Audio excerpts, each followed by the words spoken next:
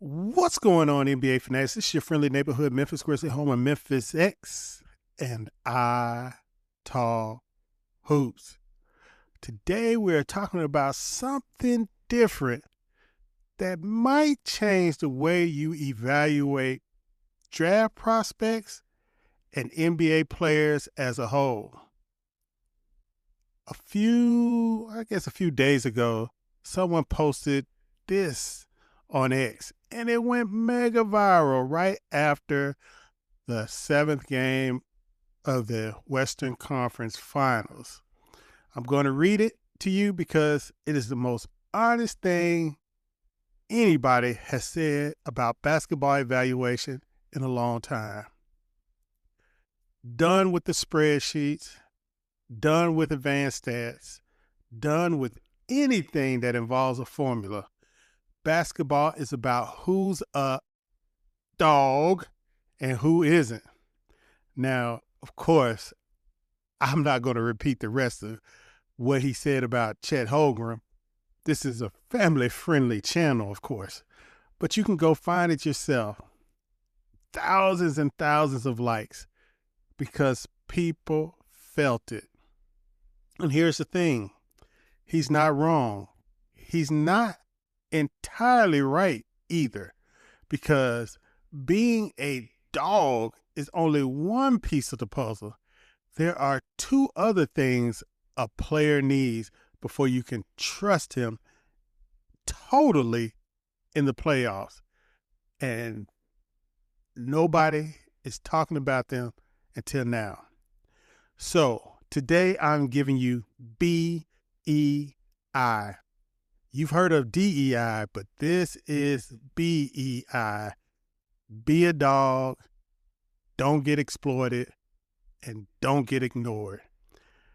This is the playoff player litmus test. 3 standards every prospect in this draft and every player in the NBA needs to be run through these 3 filters before you can honestly say whether this player is going to help you when it actually matters. Not in November, not in a box score, in the playoffs. Not just the playoffs. We're talking about deep in the playoff. When the game slows down, when defenses lock in, when every possession costs something. And before I go any further, I want to give credit where credit is due, because not that tweet was just one of the seeds for this framework. The other came from Chris Harrington of the Daily Memphian Grizzlies podcast that he does with Drew Hill. And Chris said something that stopped me cold. He was breaking down why he wanted Braden Burries as a trade-up target for Memphis, and he said the following. Before we go any further, please make sure you subscribe to this channel. I'm trying to get to 3,000 subscribers by the beginning of the next basketball season, and I need your help to get there. Thank you very much for clicking on this video. Cameron Boozer is the pick at 3. I think I would wanting this guy regardless, but I'd want him even more if Boozer's the pick at 3, is Braden Burries. That's a guy who I think has a chance to slip down into that, certainly the 8, 9, 10 range, but I don't know, maybe 11, 12, something like that. It wouldn't shock me. That's a guy who I see as what people call a 16-game player, meaning someone may not be a star, but can hang at the highest levels of playoff basketball. A very simple because he's not going to be a weak link defensively. Chris Harrington he's not going to be a weak link as a shooter. You can't ignore him. You can't ignore him. And you can't exploit him. He may not be a star, but he can't be ignored and he can't be exploited. And I think that's the kind of guy who can be Braden Burries, one of your 4 or 5 best players on a very, very high level team. That is a framework. And when I saw that tweet and put it together with this podcast, those 2 things connected in my head. The internet already knows the first standard. It went mega viral. Chris Harrington gave us the other 2. I'm just putting them all together and giving it a name. So shout out to both of them. The links to the tweet and the guy who tweeted it is in the description, and so is the link to the podcast. Now let's get to it. BEI as a system, every prospect gets scored on all three standards, and where they land tells you exactly what kind of playoff player they're going to be. If they got 3 out of 3, this player is playoff ready. You can trust him when it matters and build around him. 2 of 3, this player is functional. He can contribute in the playoffs, but which 2 he has matters enormously. Not all 2s are created equal. We're going to get into that. 1 of 3 or 0 of 3, this player is a liability. This is the type of role player that usually doesn't get out of the first round in the rotation. And if you want to think about it, think about Steven Adams when Memphis played the Timberwolves. He was basically a 1 of 3. He was a dog, but he could be exploited and he could be ignored. So the only way Memphis got out of that series is they cut him out of the rotation. And that's what a lot of 1 of 3s and 0 of 3s get done to them in the playoffs. And the higher the playoffs series, as we go from the first round to the second round to the conference finals and eventually to the NBA finals, the standard gets tighter. Now let's break down each standard. I'm not going to give you a theory. I'm going to give you proof, because the 2026 playoff just handed us 3 perfect real-world examples of exactly what BEI looks like in action. First, be a dog. You saw the tweet. Now, I could have said don't be a B, but I didn't want to do that because, I'm trying to get this YouTube thing popping. Now, the tweet said it better. Basketball is about who is a dog and who isn't. But let me tell you what it actually means when the playoffs start. It means physicality. It means toughness. It means when the game gets chippy, when the defender puts a body on you, when the other team starts playing bully ball in the fourth quarter of a playoff game, you do not fold. You do not disappear. In fact, you give it right back to them and then some. In college, you can survive on pure talent and athleticism. The athleticism gap between you and the next guy is wide enough that toughness sometimes doesn't matter. However, in the NBA playoffs, that gap closes. Defenses are physical. Schemes are physical. Game plans know your every weakness and will exploit them if they can. If they see that you are not a dog, they will become more physical with you. The entire game is built around taking something away from you and making you uncomfortable. If you show even one moment of softness, the other teams find it, and they run their entire game plan through it for the rest of the series. Now, I want you to look at what Dylan Harper and Stephon Castle have been doing in these playoffs. A rookie and a second-year player, their first postseason. Biggest moments of their lives, and neither one of them blinked. Harper making tough shots with a body on him. Castle competing on both ends, not backing down from anyone. These are 2 kids who passed the first standard with flying colors on the biggest stage in basketball. And it wasn't an accident. Watch the tape.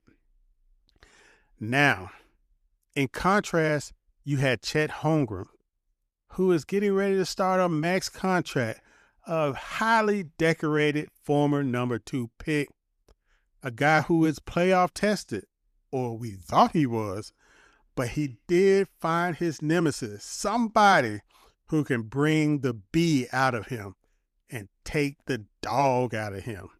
And that was Wemby. Wemby took the dog out of him. And no matter what your prior evaluation of Chet was, and I'm going to do a video specifically on Chet Holmgren a little bit later. No matter what your prior evaluation of Chet Holmgren was, you could not have seen this coming. Nobody needed a spreadsheet to see it. Nobody needed an advanced metric to feel it. You watched it and you knew. That is why being a dog is important. It is a standard. Secondly, we got E, which means you can't be exploited. That is the E in BEI. This is where the tweet stops being enough, because being a dog only gets you so far if opposing coaches can build an entire game plan around destroying you on the other end. Every playoff series has a moment. The other team's coaching staff watches film all week, and they find the weak defensive link on your roster, and then they spend the next 4 to 7 games running their entire offense through exposing that person. Now, in the NBA, they call that person a pigeon. Here, we just don't want them to be exploited. They will run pick and roll hunts, ISO hunts, switch hunts over and over and over again until that player is either benched or costs you the series. Not being exploited doesn't mean you have to be the defensive player of the year candidate. It doesn't even mean you have to guard the other team's best player. It means you cannot be so bad defensively that opposing coaches build their entire game plan around destroying you. You want to see what it looks like when a player fails this standard? Look, you saw the thumbnail.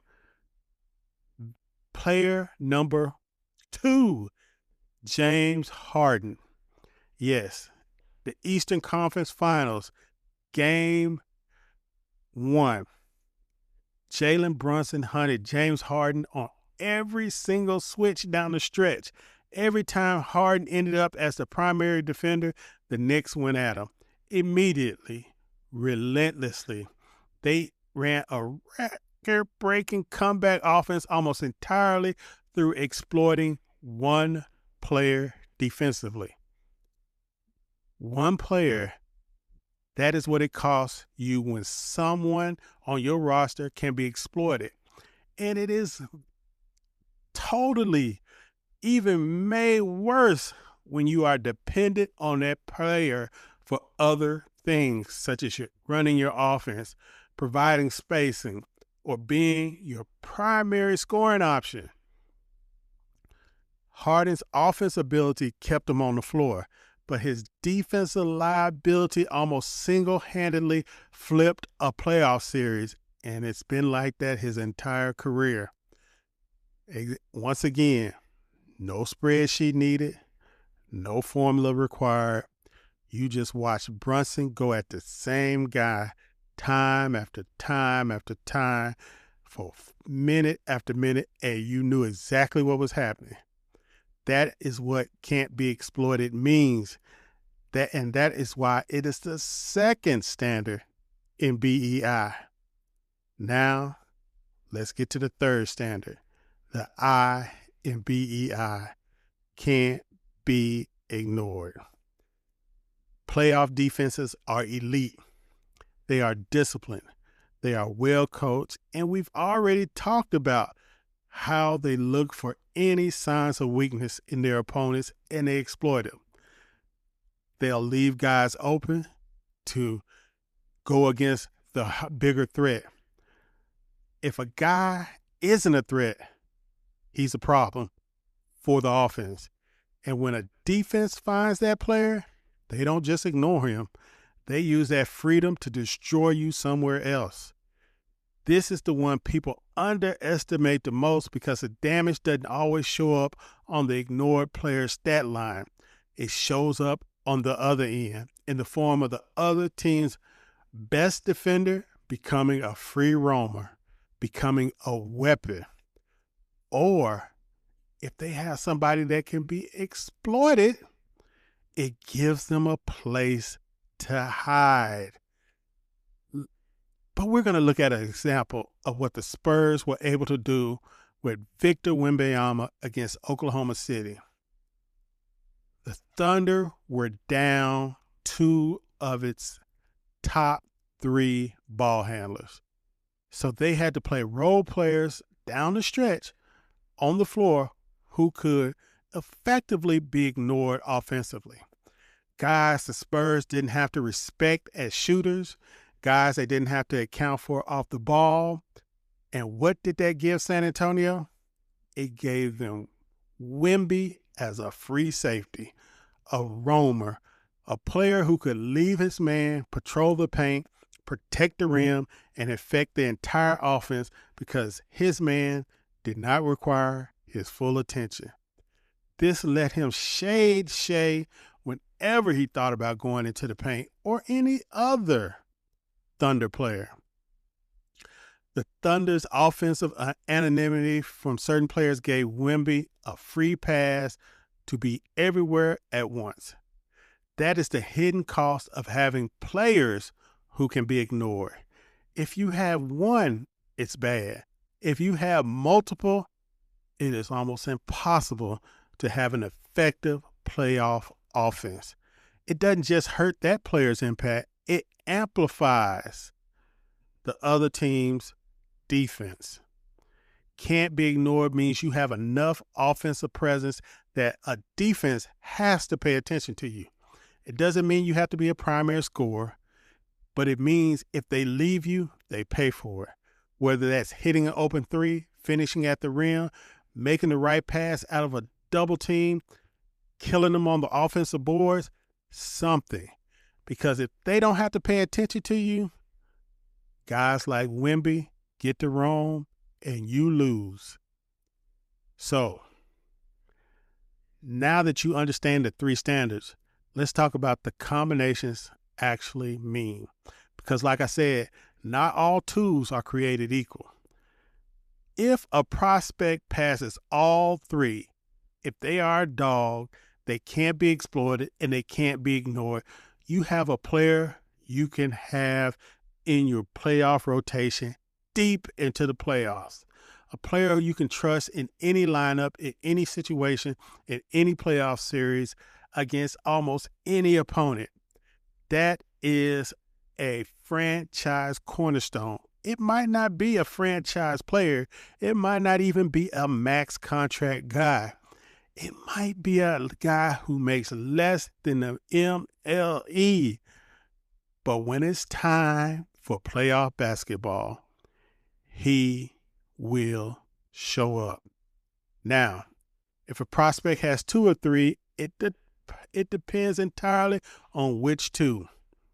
If he's a dog and can't be exploited, but can be ignored offensively, he's a role player, a good one, a glue guy, a guy who can be your fifth or sixth best player on a championship team. But he cannot be your second or third option. You can't. These guys are hard to depend on because sometimes you might have to take them out of the rotation. That is the issue. Somebody on the team, other team's coaching staff is going to find him and leave him open and use that freedom against you. Now, if he's a dog and can't be ignored, but can be exploited defensively, this is your high usage offensive player who becomes a liability in the fourth quarter of playoff games. Think James Harden, think Trae Young, think all these guys that are undersized or have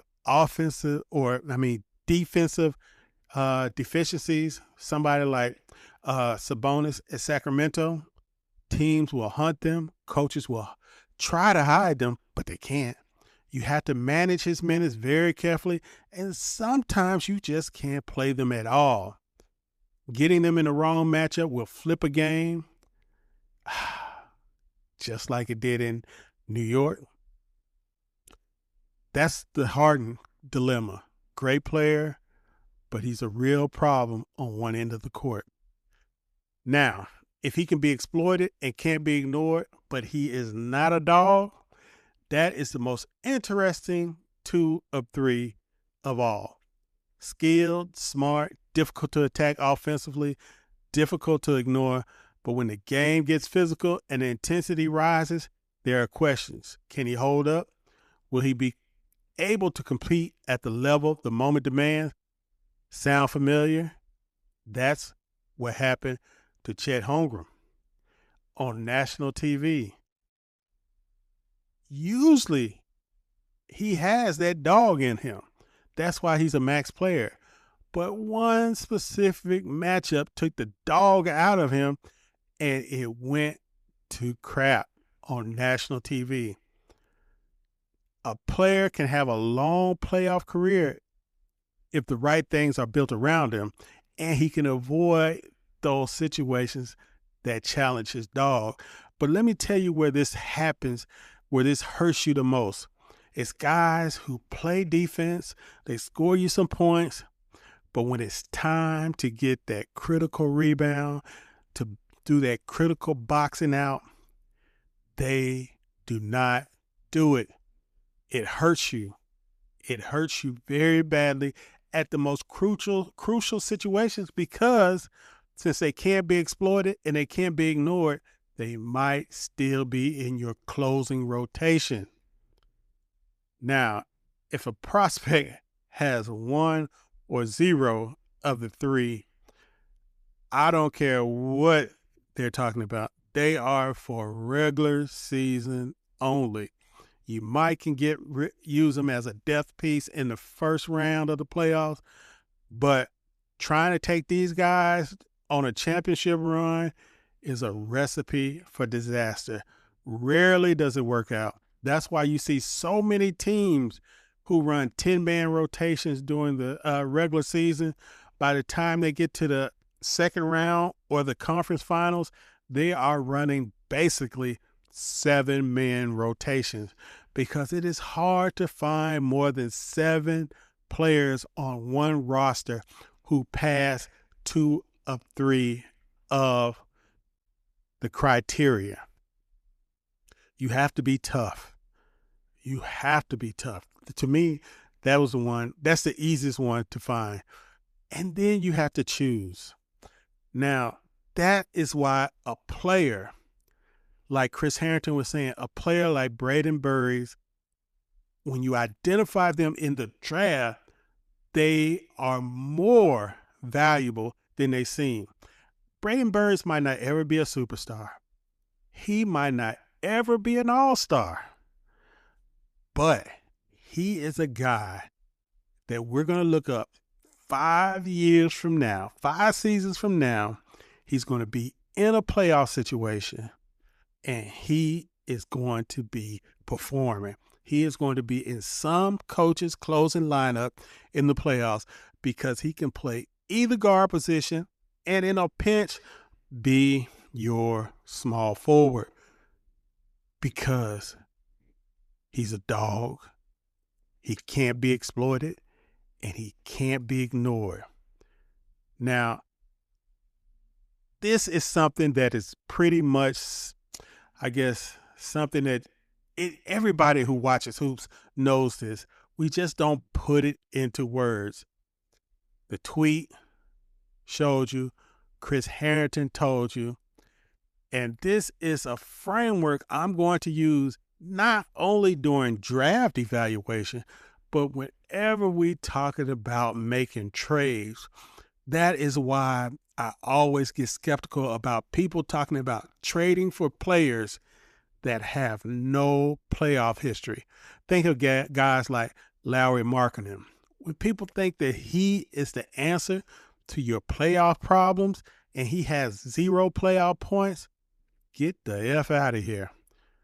Because at the end of the day, we are not trying to build a roster for November. We are not building a roster for the regular season or box scores. We are building a roster for May. We are building a roster for June. It's not about a formula in a spreadsheet. We are building a roster for the moment when everything is on the line and you need to know, can this player be trusted? And BEI tells you the answer. Now, if you're new here, subscribe and hit the notification bell because we are deep into draft season and the content is not stopping. So let me know what you think about this three-pronged standard BEI and if it passes the muster on players that you would like to be wearing Beale Street Blue. I'm Memphis X, and I talk hoops. Peace.